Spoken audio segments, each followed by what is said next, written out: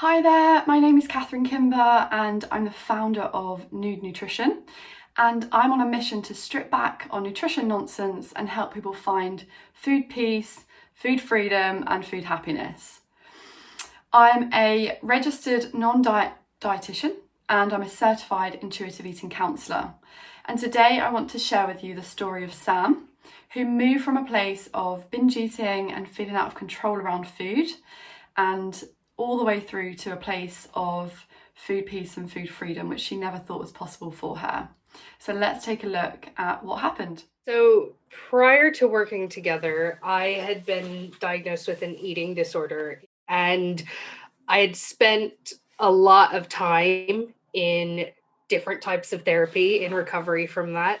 But the one piece that I hadn't really begun to tackle was the food itself and the nutrition side of things. Whilst I felt like I had made a lot of progress in terms of some of the psychological elements, I found that a lot of the food behaviors were still persisting. So I was still binging. I was still, struggling to eat at a frequency and cadence that felt right for my body. I knew I was going to need support in that area. So I almost immediately began looking for someone to work with. And I did a lot of research online and I read, reviews and stuff like that. And that led me to you.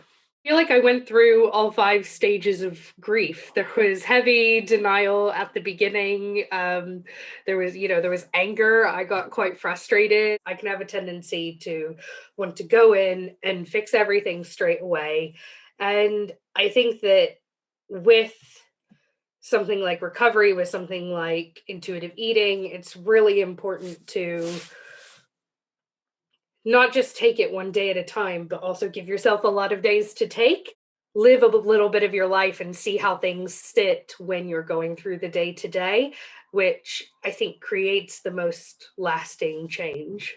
What I got out of it was just sort of an individualized approach because you see all this stuff online, you see all this advice on Instagram, even just reading the intuitive eating book, right? It's not individualized to what you've been through, to what your needs are, to what your status is, what your privilege is, anything like that. And it's really valuable to have someone partner with you who acknowledges those individualities and who acknowledges the things that make your journey different from the journeys that you're seeing everyone else go on. Respect your journey and know that if you're reading things or getting feedback externally, that you're going to need to filter it through where you are in your journey. And that's why having someone who can partner with you is really valuable.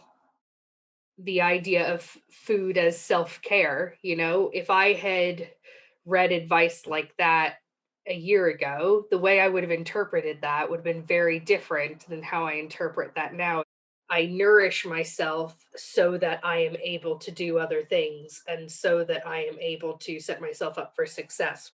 I can navigate a lot of situations that were really tricky for me before, home for the holidays and traveling and things like that. I feel like I have the tools and the knowledge to navigate those situations without a lot of my historic triggers popping up, and without my behaviors changing as a result. And I think that that comes from that what's become a practice.